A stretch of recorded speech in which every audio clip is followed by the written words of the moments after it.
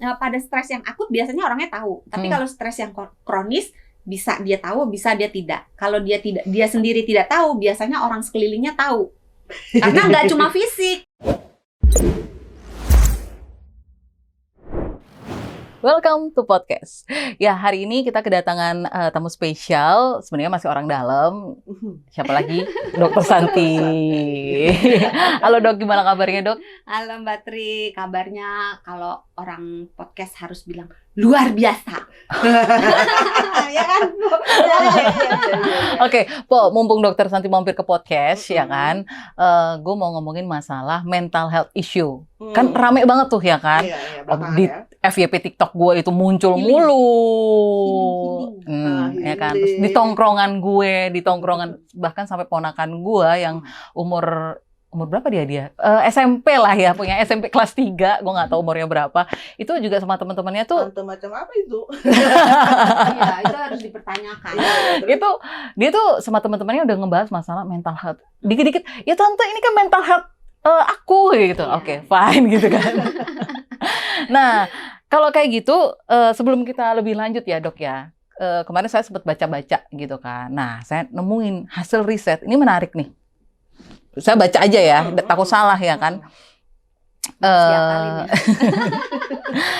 Jadi gini, ada riset yang baru-baru ini ada riset yang melaporkan bahwa perempuan usia 34 tahun berada pada puncak stres di kehidupannya karena pekerjaan dan juga kesulitan dalam rumah tangga. Oke. Nah, penelitian yang lain juga menyebutkan bahwa tekanan pekerjaan, mengurus rumah tangga dan membayar kebutuhan keluarga membuat perempuan di usia 30-an itu menjadi tidak bahagia dibandingkan dengan mereka yang umur 20-an.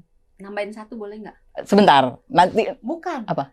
Bukan mengurus rumah tangga, tapi ditanya kapan berumah tangga. Oh iya. Ya, pasti pada tahu nih jawabannya. Nah, kemudian ada seorang psikolog juga, dia mengungkapkan bahwa orang-orang yang berusia 20 sampai 29 tahun itu masuk dalam golongan yang rawan stres. Kenapa? Karena masa itu adalah masa produktivitas mereka, di mana mereka membuat banyak target dan mereka juga disibukkan dengan urusan keluarga di awal-awal pernikahan tuh, Dok. Nah, yang paling bad news ya. Bad news ya. Itu ada seorang siswa kelas 2 SMA, dia ditemukan meninggal dunia di rumahnya di Sulawesi Selatan ya, di Goa.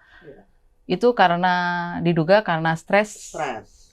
Karena banyak sekolah daring itu loh, waktu itu. Tapi banyak kan dok ya, banyak kasus ya. Di Jakarta kemarin ada yang lompat ya. Itu di Jogja, iya. Oh, yang di betul. Itu yang terdeteksi kan dok ya. Yang tidak terdeteksi mungkin lebih banyak lagi ya. Gunung es. Yang tampil hanya. Iya. Nah sebenarnya kalau kayak gitu tuh orang tuh sadar nggak sih kalau wah saya ini lagi stres nih sekarang. Menyadari nggak kebanyakan orang? Mental nih. Ya gitu. Sebetulnya kalau dibilang kesehatan mental itu udah mulai naik daun, terutama memang sejak pandemi, di mana orang kan secara mental kebanting ya, down. Mulai dari keuangan karena banyak yang dirumahkan tanpa status yang jelas, banyak yang mengalami PHK, terus belum yang sekolahnya biasanya online, ketemu orang-orang bergaul, terus tiba-tiba jadi bener-bener cuman sendiri, terus nggak ngapa-ngapain gitu, cuman bertemu dengan gadget aja gitu. Dimana nggak semua orang introvert, ada orang yang extrovert, dia butuh orang lain, kehadiran orang lain. Tapi memang pada dasarnya manusia makhluk sosial sih, membutuhkan orang lain untuk bisa bertahan hidup secara mental sehat gitu. Nah, karena kesehatan mental ini mulai naik daun, di mana masalah-masalah mental itu juga mulai banyak ketika pandemi. Kalau pandemi orang yang biasanya suami pada kerja, sekarang di rumah, terus pertengkaran banyak terjadi, perceraian banyak terjadi. Orang tua juga yang biasanya ibu-ibu pada kerja, terus sekarang di rumah merangkap. Enggak. Kalau yang punya anak itu sengsara. Sebetulnya wanita pekerja itu yang anaknya belajarnya di rumah. Jadi dia merangkap bu guru, merangkap koki, merangkap ibu pembantu rumah tangga, semua dikerjaannya itu tingkat stresnya sangat tinggi. Dan memang benar wanita lebih rentan terkena stres daripada pria, walaupun perbedaan tidak terlalu signifikan. Dan memang nggak semua orang mengetahui dirinya kena stres walaupun informasi tentang kesehatan mental sudah mulai naik daun dibandingkan dengan mungkin 5-10 tahun yang lalu. Oh, oke. Makanya kan sekarang healing, apa-apa healing. Ke restoran healing, ke hotel healing gitu. Sekedar ngumpul ngopi doang healing gitu. Apakah sesederhana itu? Nanti kita cari jawabannya. Oke. Nah, kalau dokter ngomong nggak banyak orang yang menyadari, ya kan? Tidak semua. Tidak semua Iya. orang menyadari bahwa saya ini lagi stres, Iya, kayak gitu betul. kan. Nah, sebenarnya orang stres itu ada gejalanya nggak? Apa? Ada tandanya nggak kalau wah, Banyak. orang ini stres nih, kayak, wah, Pok Jum nih kayaknya hari ini stres nih, atau belakangan Iya, kayaknya dia stres. stres gitu. Nggak perkara gue kan ya. Jadi memang kalau dibilang gejalanya jelas, seharusnya cukup jelas pada beberapa kasus. Masalahnya, ya ada itu juga faktor denial. Masalahnya gejala stres itu bisa beragam. Yang mungkin salah interpretasi sebagai oh dia sakit, oh dia karena kerjaannya banyak jadi dia capek gitu. Jadi gejala yang bisa tampak terlihat mata bisa dari secara fisik, bisa dari secara mental atau outputnya orang yang kena stres. Nah, kalau dari fisik nih, Rambut dari putih. ujung atas sampai Lu jangan gitu dong, Po. jadi inget film apa sih yang jagoannya jadi stres terus rambutnya tiba-tiba jadi iya, putih kok. dalam semalam Iya ya. kok. Ketahuan tuanya dong. Iya. Aduh, gue nggak ngerti deh itu apa ya kan? Gue nggak ngerti itu manga apa deh. Cerita silat. Oke. Iya. Oh, iya. Jadi dari ujung kepala sampai bawah tuh bisa sebetulnya muncul gejala-gejala tanda stres itu bisa dari mana-mana. Rambut ya paling gampang di atas nih. Orang yang stres rambutnya sering rontok Oke. ya. Terus. Kulit. Orang yang stres kepenuaan di kulit lebih cepat. Kulit cenderung lebih berminyak sehingga jerawat lebih heboh gitu. Oke. Iya, heboh. Sakit kepala. Oh. Tapi tidak semua orang tahu bahwa sakit kepala itu basicnya bisa Stres. Tapi jangan dibalik ya. Kata dokter Santi, kalau stres itu sakit kepala, berarti gue sakit kepala nih, stres nih. Padahal nggak taunya misalnya ada tumor otak misalnya. Jadi jangan dibolak-balik ya sahabat ya. Jadi sakit kepala ini, belakang ini tengkuk. Rasanya kayak kenceng, otot-otot sini rasanya kayak pegel nggak jelas, kaku. Itu bukan kolesterol ya? Makanya jangan dibalik.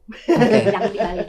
Bahwa ini merupakan sebuah tanda yang memungkinkan menuju ke stres, bisa. Tapi tidak tertutup kemungkinan yang lain gitu. Jadi misalnya tensinya tinggi, mungkin kolesterolnya tinggi, walaupun tensi tinggi dan kolesterol tinggi tidak selalu gejalanya otot yang rasa kenceng, kaku gitu. Terus setelah otot, dada nih ya, dada tuh kan ada jantung, penyakit jantung meningkat, hipertensi, kaitannya itu dengan stres sangat bersahabat mereka. Diabetes, kegemukan gitu ya. Oke. Beneran, orang yang stres itu Gue langsung agak insecure ya. abis ini berobat nih. Dokter Santi gak ada lanjut sesi pribadi nggak? Kita di kantor ini suka ngeledekin dia soalnya. Dia nggak Tapi makan, bisa. dia diet tapi ya udah. Enggak, gue nggak diet, Po. Oke, kita teruskan. Oke, kita terusin, Po. Kegemukan bisa merupakan output dari stres. Oke. Output. Tapi bisa juga kegemukan membuat jadi stres. Jadi itu bolak-balik gitu ya. Nah, terus selain kegemukan bisa juga libido. Orang yang stres mengalami gangguan libido. Iya. Jadi gairah seksnya turun. Fertilitasnya turun. Kesuburannya orang yang stres susah hamil.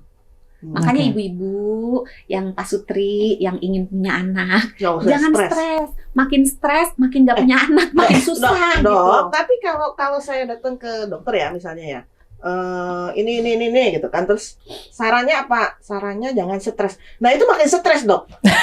Bener, soalnya apa? Soalnya jadi ngerasa gue stres apa gitu ya. terus harus digimanain gitu ya. Terus gatel-gatel di kulit juga bisa ya. Terus gangguan haid bisa ya. Terus bisa juga kalau stresnya sifatnya akut, misalnya disuruh pidato, orang-orang yang nggak biasa public speaking, tiba-tiba disuruh ngasih ceramah gitu ya, itu pasti gemeteran, kencing-kencing gitu Oke. kan, terus kayak mulus-mulus kayak mau pup diare gitu. Mendadak diare. Ya kan, keringet dingin, tangannya keringetan gitu, Hmm. terus rasa deg-degan gitu. Bisa. Itu biasanya dia tahu kejem amat sih tapi bisa. Jadi pada stres yang akut biasanya orangnya tahu. Tapi kalau stres yang kronis bisa dia tahu, bisa dia tidak. Kalau dia sendiri tidak tahu, biasanya orang sekelilingnya tahu. Karena nggak cuma fisik. Cuma nggak dengerin. Kadang-kadang nggak dengerin Tidak orang menyadari. sekitar ya. Jadi kalau nggak dari fisik, bisa juga dideteksi dari outputnya dia. Jadi kemampuan, misalnya kalau anak-anak sekolah, kadang-kadang kita nggak tahu dia Nilainya stres. jelek. Tapi benar kok Jum, nilainya jelek. Nah, nilainya jelek itu kalau ditarik-tarik mungkin dia stres gitu. Jadi lihat outputnya. Kalau dia sekolah nilainya jelek. Kalau dia kerja mungkin nggak mencapai target. Nah, jangan-jangan kan udah mulai gue banget nih gitu. Belum ya? Gimana ya, Dok? Udah Gimana ya, berapa Dok? tadi, Dok?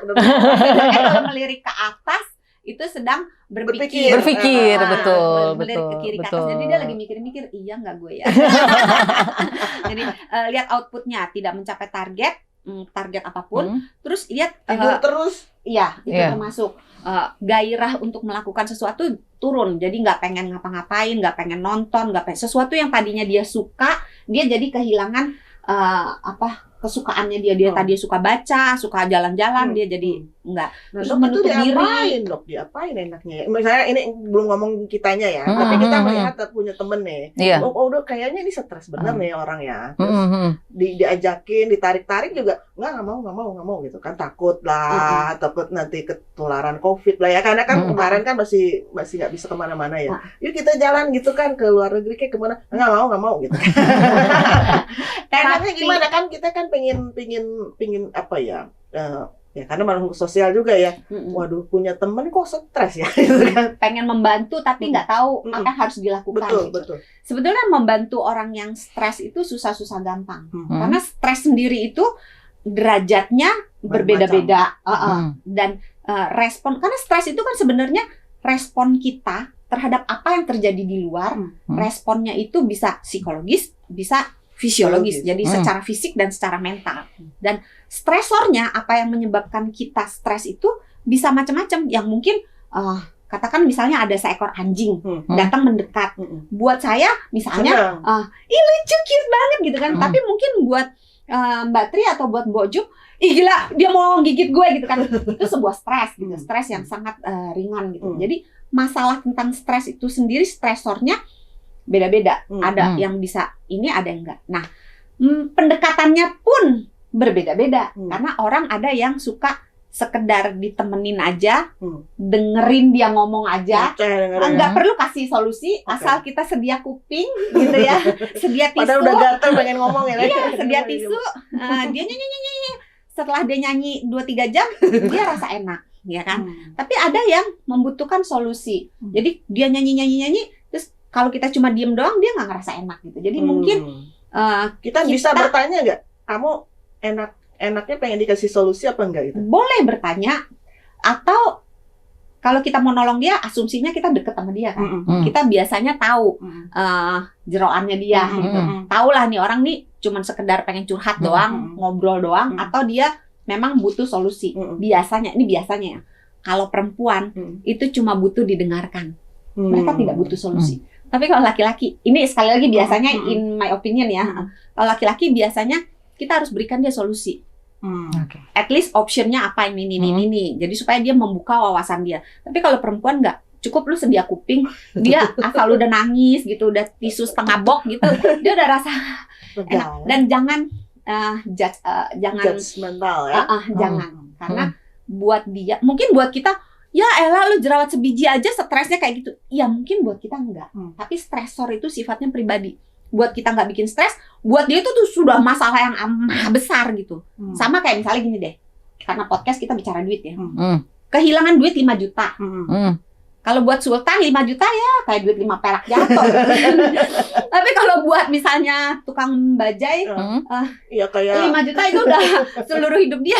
Iya kan? Jadi selama sebulan yang makan itu ya. Jadi stresor itu berbeda-beda, sehingga pendekatan kita juga berbeda-beda. Tapi dekati dulu, dengarkan masalahnya, dikorek-korek gitu ya. Kalau mungkin bisa ditawarkan jalan keluar, mungkin ditawarkan jalan keluar. Kalau enggak, at least diajak, ditarik keluar dari Kalau Comfort zone. stres itu kan rasa kayak terkungkung gitu ya. Oh. Jadi tarik dia keluar bahwa kamu nggak sendirian, yakinkan bahwa kita bersama dia, mau menolong dia. Terus bantu dia untuk menjalani gaya hidup yang sehat. Karena gaya hidup yang sehat sangat lebay banget ya.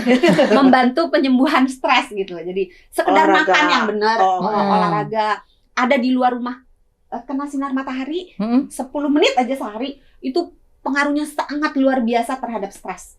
Bisa ya? Ya, jadi tarik aja, ajak sekedar jalan-jalan gitu, jemuran. Kalau nggak mau ketemu mungkin bisa video call gitu. Yuk, coba deh keluar gitu. Lihat yang hijau-hijau gitu kan. Nah, kalau memang itu tidak berhasil, jangan ragu ajak untuk ke psikolog atau psikiater. Karena tidak semua Bisa ya. bisa mengatasi, maksudnya tidak semua kita bisa membantu teman kita. Karena mungkin dia butuh pendekatan yang lebih spesifik, mungkin dia butuh tenaga profesional yang lebih Advance lah ya. Jadi jangan ragu-ragu untuk minta tolong ke tenaga kesehatan, either psikolog atau psikiater. Oke, nah berarti Po, kalau gue ngajakin lo, apa yuk berenang yuk ke tempat lo yuk Po, gitu kan? Mulai deh. Saya ngajakin dia berenang nggak pernah jadi. Bagus lah berenang. Tuh. Iya dok, kemarin saya tuh bilang, cuman masalahnya kemarin tuh kan ada kejadian juga, ada yang bunuh diri. Terus dia Di kolam. enggak jatuh. Jatuh. Di apartemen saya ada yang menjatuhkan Kayaknya diri. kita tahu nih apa terjadi. Enggak ada kita nih. Ada yang menjatuhkan diri dok. Terus dia bilang, Jatuhnya mau bukan di bawah kan, di agak tengah-tengah gitu Iya, kan. iya, Kayaknya iya. kita tetangga gitu. Jangan disebut terus udah gitu dia bilang, udah gue gak jadi. Itu dok. Ih, nggak apa-apa. Nggak usah khawatir. Takut ada gini dong.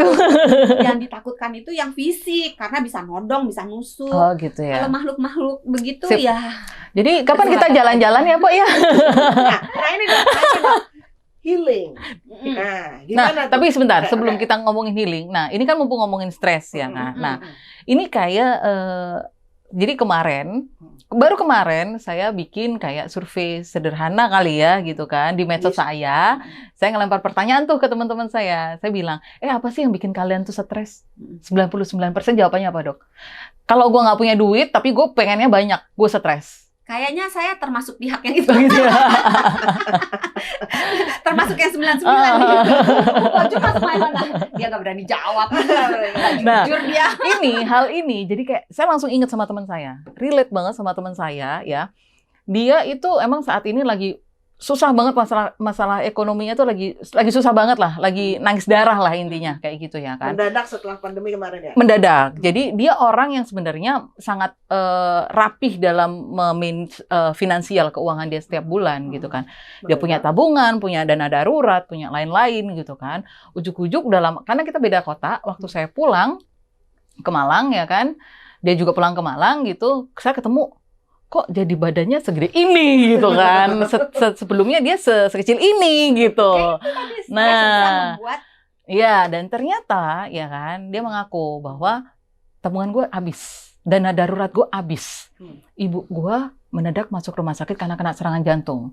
Di cover BPJS tapi nggak cukup. Akhirnya kan harus nombokin, betul ya kan. Nah, proses penyembuhan juga nggak murah juga gitu kan. Dia harus apapun lah, makanan lah, kebutuhan lain segala macam untuk di rumahnya, ya kan, untuk mensupport ibunya gitu. Belum lagi dia anak 2 gitu kan, ada cicilan banyak kayak gitu, ya kan. Nah, dia stres kan, dia ngerasa stres gitu loh. Gue stres nih, dia langsung ngomong kayak gitu. Gue ngelihatnya juga kalau sebagai teman, ya kayaknya orang stres kan, udah makan mulu ketemu gue gitu. Keluarnya. Iya gitu loh, ya kan. Stres ini gimana nolongnya ya?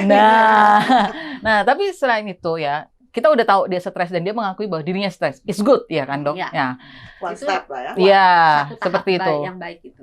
Nah, cuman belakangan terus dia sudah selesai karena dia hanya ingin didengarkan seperti kata dokter. Iya kan? Nah, belakangan dia ngubungin saya lagi. Ini Po. Nah, dia ngubungin gua, dia ngomong, "Tri, lu trading cryptocurrency itu cuan nggak sih?" gitu. Gue bilang, ya gue lagi nggak cuan, gue lagi ambruk gitu kan, modal gue abis men gitu kan. Sekarang udah nggak bisa. Mau masuk kripto? Dia mau masuk kripto untuk dapat dana instan. Karena apa? Karena anaknya didiagnosis terlambat pertumbuhan karena hormon, karena gangguan hormon. Kebutuhan lain. Iya, jadi kayak kebutuhan khusus lah masuk ke situ ya anaknya. Dan itu mahal banget, kata treatmentnya tuh mahal banget. Sedangkan gue udah nggak punya apa-apa, gue udah nggak punya tabungan, duit cair gue itu udah nggak ada gitu loh. Ya, gimana caranya gitu? Menurut gue gini, jangan kalau misalnya lu nggak punya duit, terus langsung kayak serabutan gitu ya, panik ya, gitu kan, tambah stres kayaknya. Nah, maksud gue gini, pertama nih yang harus dilakukan, lu catat dulu, lu punya aset apa aja, yang bisa dilikuidasi yang mana, karena gini kan. Ekspertisnya dia di kripto kan belum tentu, ya kan? Orang baru belajar, betul. Ya kan? Terus kita juga masih belum memahami ini tuh karakternya gimana, turun naiknya kayak gimana. Tiba-tiba dia masuk ngandelin di situ, bisa tambah stres ini. Jeblok ya kan? Nggak cuan, gitu. Habis. Miskin beneran ya. Benar. Mendingan yang dia tahu aset-asetnya dikumpulin. Misalnya dia punya mobil, punya motor, gitu kan? Ya udah. Likuidasi lah salah satu misalnya untuk kebutuhan guys berapa bulan gitu loh. Iya sih, dia juga kalau gue lihat juga masih punya kayak dia suka pakai perhiasan ya gitu kan. Mungkin itu bisa iya.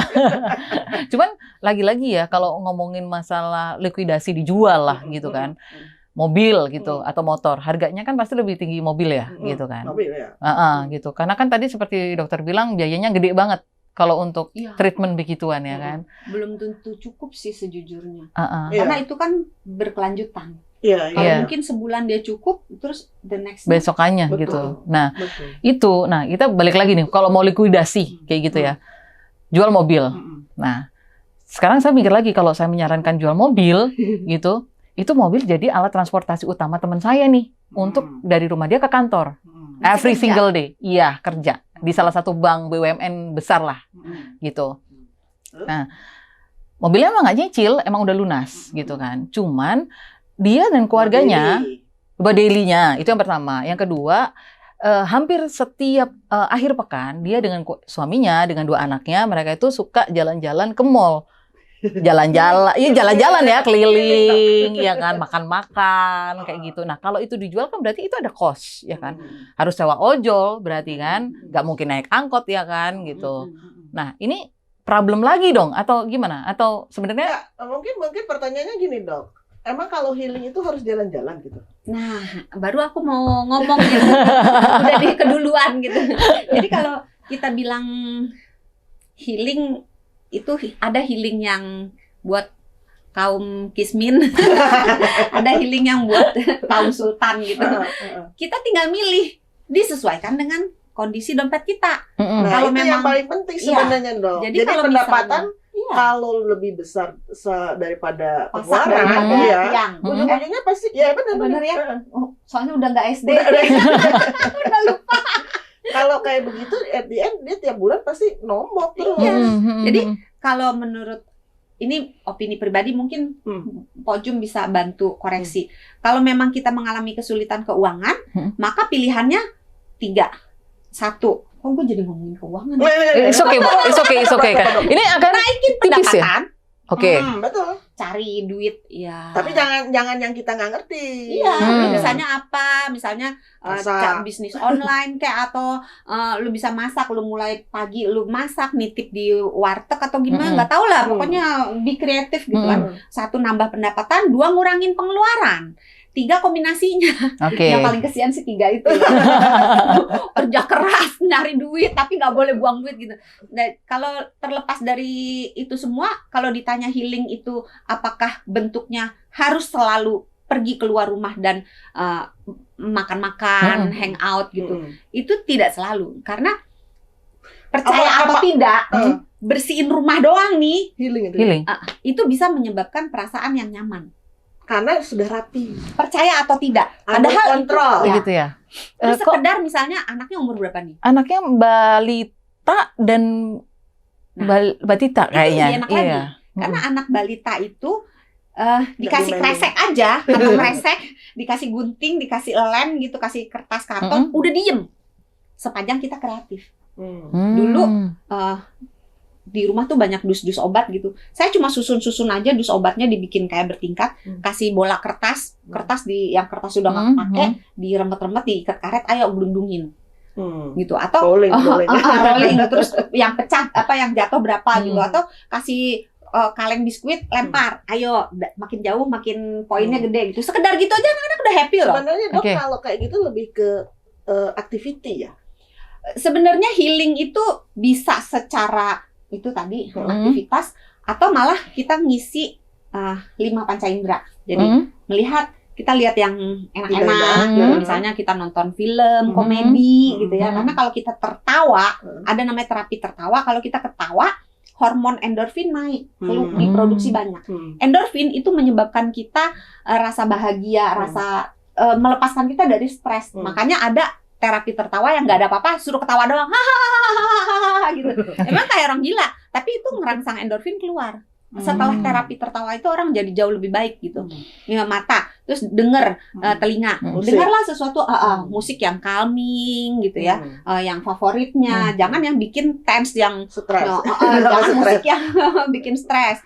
Terus raba, percaya tidak, hanya sekedar cuddling, geledotan sama pasangan. Kalau orang tua mungkin sama anaknya dipeluk-peluk, disayang-sayang gitu. Makanya waktu ini banyak yang pelihara pet ya dok ya? Iya, pet termasuk. Karena kita ada, kan kita sayang-sayang binatang, apalagi yang berbulu ya. Kan kayak kucing, anjing, kelinci, itu kan kita elus gitu. Itu kan sebuah terapi juga karena kita menyentuh gitu. Jadi pendengaran, penglihatan, sentuhan, mulut. Nah, ini agak susah. Ini makan berarti ya. Ini ya.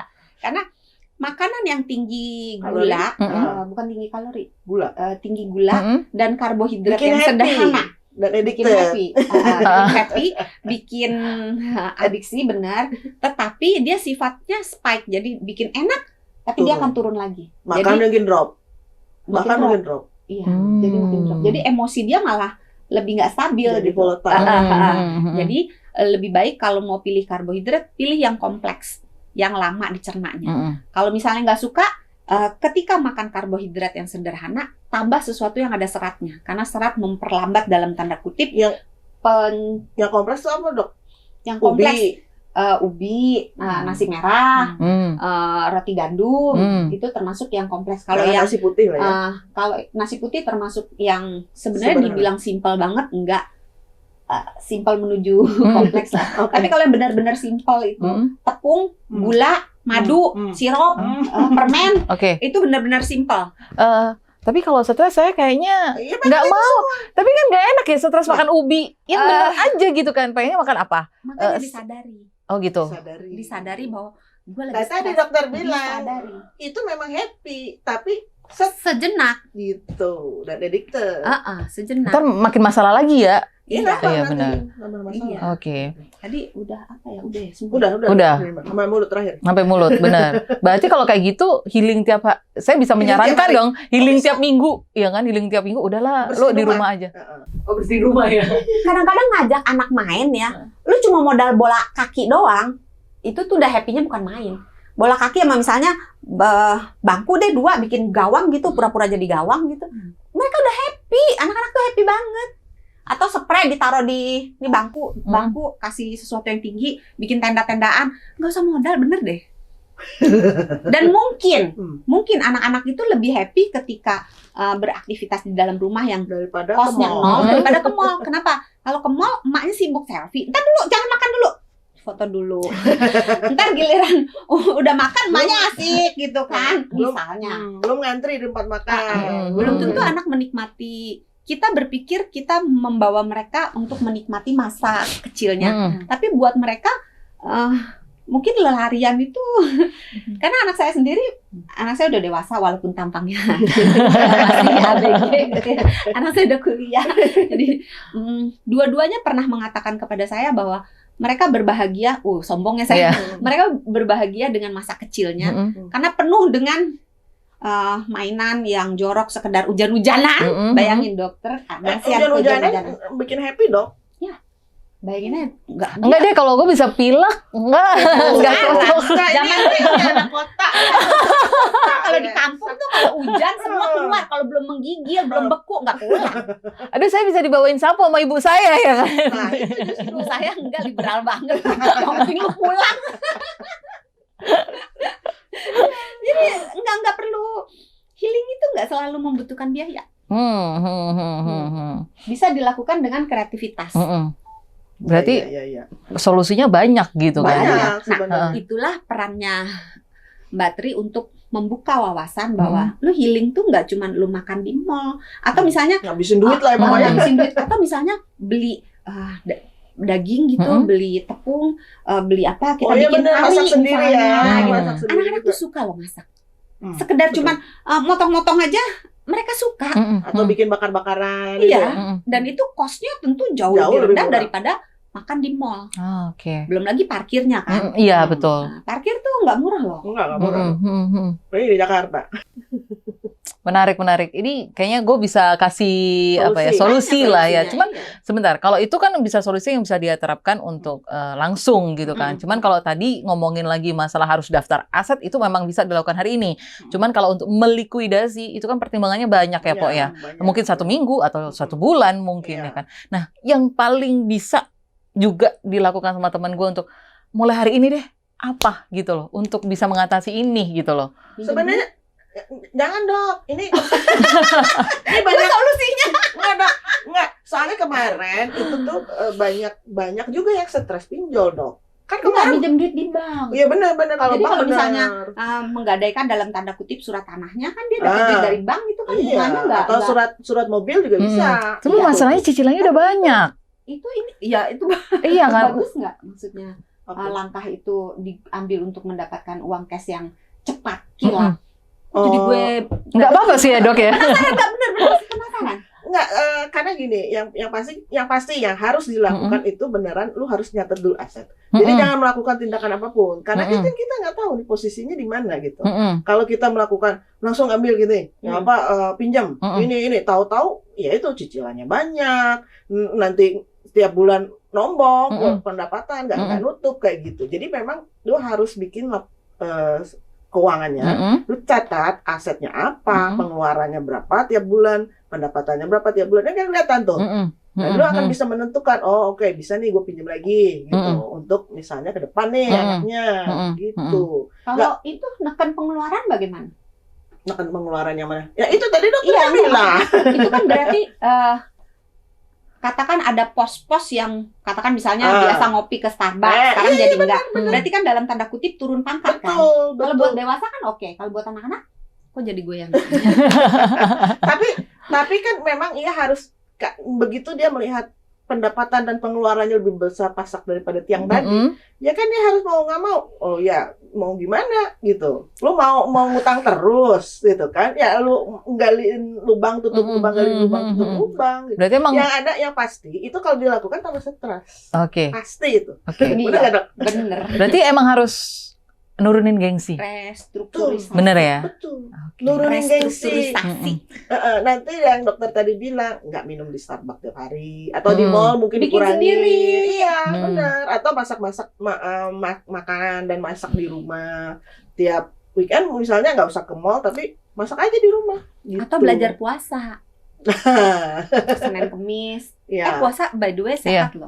Itu kayaknya solusi yang terbaik untuk teman saya, biar dia kembali lagi gitu. Iya, pertama dia membantu proses pelangsingannya. Banyak banget ya orang PR-nya dia itu ngurusin urusan duit. Oke. Banyak yang bisa terselesaikan. Iya. Ini kan kalau banyak kepala kan lebih Iya. Jadi ketemu ya solusinya ya. Jadi banyak pilihannya gitu ya. Oke, kayaknya kita gimana? Ada satu lagi nih ya, gue pengen nanya sama dokter tadi. Dok, kalau orang sakit mental sama orang udah GJ sekarang namanya ya, orang dalam gangguan jiwa, itu sama apa enggak sih? Atau orang gila? Sebetulnya gangguan mental itu spektrumnya banyak. Lebar ya. Kalau ditanya saya ada gangguan mental enggak? Ada. Setiap orang pasti ada. Setiap orang punya gangguan mental. Enggak setiap orang. Orang yang terlihat oke, bisa aja dia punya gangguan mental. Sekedar nih, pernah lihat nggak ada orang yang takut sama ayam? Iya. Takut sama kucing. Nah, itu sebetulnya termasuk gangguan mental karena fobia yang nggak jelas. Ayam aja ngapain lu takut, kucing ngapain lu takut. Tapi bahwa ketakutan itu sangat amat buat dia, iya. Kalau yang takut ondel-ondel juga, Bu. Iya, ada juga. Saya punya teman dia takut sama kucingnya, begitu ada kucing dia bisa kakinya diangkat begitu, diangkat ke bangku gitu, dan bisa teriak-teriak, kucing, takut. Bener-bener buat saya nggak masuk akal. Nggak masuk akal gitu. Kucing doang, lu takutnya apa? Dia bisa apa gitu, paling gelendotan doang kan. Itu Tapi mental. itu, ya, tapi itu buat dia, dan dia nggak bisa disalahkan. Bahwa dia takut, ya bukan salah dia gitu, tapi harus disembuhkan. Nah, Lo kalau Oke. takut hantu masuk. masuk. Oke.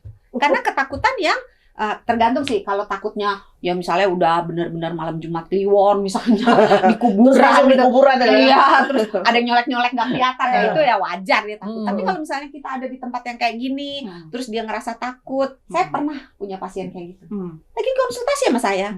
Dia bilang badan dia penuh dengan benda-benda yang nempel-nempel kayak lintah begitu, tapi bukan lintah. Saya minta deskripsikan, dia bilang kayak cacing panjang-panjang begini nempel-nempel. Dia merasa seperti Dia itu. merasa seperti itu. Dan saya lihat secara kasat mata nggak ada apa-apa ketika konsultasi gitu. Oke. Tapi dia berfungsi dengan baik di luar itu. Oh, oke. Dia bekerja. Kalau untuk kayak ini ngomong sendiri kan ada tuh orang-orang yang karena saya sempet ya gitu kan. Ngomong sendiri. Iya, karena waktu COVID kan, waktu awal-awal COVID itu kan, saya beneran 2 minggu full di kosan, yang kosan saya cuma kamar doang dan kamar mandi kayak gitu aja gitu kan. Nah, itu saya nggak ketemu sama siapa-siapa waktu itu. Komunikasi hanya via chat gitu kan. Saya emang udah beneran ngomong sendiri gitu, emang ngomong sendiri gitu kan. Saya mengomentari apapun sendiri, ngomong sendiri, itu termasuk gangguan jiwa atau gimana tuh? Bisa iya, bisa enggak. Oh. Nah, susahnya menentukan batas antara iya dan enggaknya itu dibutuhkan tidak sekedar ngomong sendiri, iya, enggak gitu. Kan ada pemeriksaan, ada daftar pertanyaan yang harus dijawab, ada evaluasi cara berpikir yang harus dijawab, ada evaluasi kehidupan sehari-harimu, apakah terganggu enggak, mandinya, makannya, outputnya terganggu enggak. Jadi enggak sesimpel, dia ngomong sendiri gini, belum tentu. Karena ada beberapa orang yang menghipnosis dirinya sendiri dengan mengatakan kamu cantik, Baik-baik kamu saja. baik-baik saja, semua akan ada jalannya, dan itu Nggak membawa masalah, keberhasilan dan misalnya. itu nggak masalah gitu. Atau ada beberapa orang yang belajar auditori, jadi dia harus ngomong. Jadi ketika dia belajar, dia ngomong, dia dengerin suaranya dia masuk Iya otak ngomong gitu. sendiri tuh. Oh, Kalau lu ngapal kan ngomong Iya, sendiri. benar, kan? benar, Iya. benar. Itu kan bukan sesuatu gangguan gitu. Kalau kayak gini misalnya, selama pandemi ngomong sendiri, apakah itu gangguan? Lihat lagi, karena banyak mengganggu kehidupan sehari-hari nggak? Orang lain yang di sampingnya terganggu nggak? Kalau sampai, iya kan? Kalau sampai ada kita nih, terus dia ngomong sendiri, sama Iya, sama ya. iya. kan tanda tanya gitu. Iya. Jadi bisa iya, bisa enggak, luas. Oke. ODGJ itu berarti yang paling ekstrim lah ya. Kalau diagnosanya itu dalam bahasa kedokterannya schizofren, itu yang keliaran di jalan-jalan, itu iya dalam bentuk ekstrimnya. Bisa disembuhkan tidak, bisa dikendalikan. Jadi orang yang keliaran di jalan-jalan, orang-orang suka nggak pakai baju, nggak mandi, makannya juga nggak jelas gitu. Itu dengan pengobatan, dengan obat-obatan dan psikoterapi, itu bisa berfungsi, bisa bekerja, bisa sama kayak kita. Cuma bedanya dia butuh terapi, kita tidak gitu. Tapi dia bisa berfungsi seperti Sebalik sebenarnya ya. Iya. Jadi dengan mungkin usaha yang jauh lebih keras daripada kita. Gitu. Tapi itu ada obatnya. Gitu. Bahwa sembuh agak sulit ya, tapi bisa dikendalikan, iya. Makanya jangan memberi stigma negatif untuk orang-orang yang punya kelainan karena kelainan kan bisa fisik, bisa psikis. Kenapa orang boleh batuk pilek, boleh diare? Kenapa psikisnya nggak boleh sakit? Iya kan? Padahal ada dua kan ya. Kan dalam satu tempat, dalam satu wadah kan ada fisik, ada psikis. Kenapa fisik boleh sakit dan kita biasa aja kalau lihat Pak Jun diare, biasa aja gitu. Pak Jun sakit jiwa. Terus kenapa kita memberi stigma yang negatif? Orangnya sama kan. Jadi jangan memberikan stigma negatif untuk orang-orang yang ke psikiater atau ke psikolog, karena sama seperti fisik, psikis bisa sakit. Oke. Ya. Oke, banyak insight ya yang saya dapat ya. Iya. Untuk mental health sendiri gitu kan. Jadi Iya. saya juga bisa kasih kayak saya bisa kasih kasih opini juga ke mungkin ponakan saya gitu kan. Karena dikit-dikit dia ngomong mental health saya ini tante dia lebay banget soalnya gini, gitu. Masalahnya gini, Dok, di sosial media itu yang namanya healing itu tuh kesini. Iya. Jalan-jalan. Tuh. Hanya sebagian kecil. Oh iya. Itu hanya sebagian kecil. Bahwa itu bisa menyebabkan healing, iya. Tapi itu hanya sebagian kecil dari begitu banyak cara. Jadi jangan kita terpaku ke sini. Ya tadi itu bisa masak sendiri healing, bersihin rumah itu sendiri healing gitu. Banyak tokoh soalnya dong. Iya. Banyak tokoh soalnya tuh kayak menginfluence. Tapi sebenarnya bersyukur juga karena dengan seperti itu orang makin terbuka bahwa fisik dan mental dua-duanya bisa sakit. Iya, betul. Jadi stigmanya tolong. Oke, Dok, thank you sudah mampir di podcast. Mudah-mudahan kita bisa ketemu lagi untuk ngebahas masalah yang lain lagi. Seru-seru lagi. Jangan lupa dong tagline-nya dong. Apa tuh? Sehat itu mudah, sehat itu murah.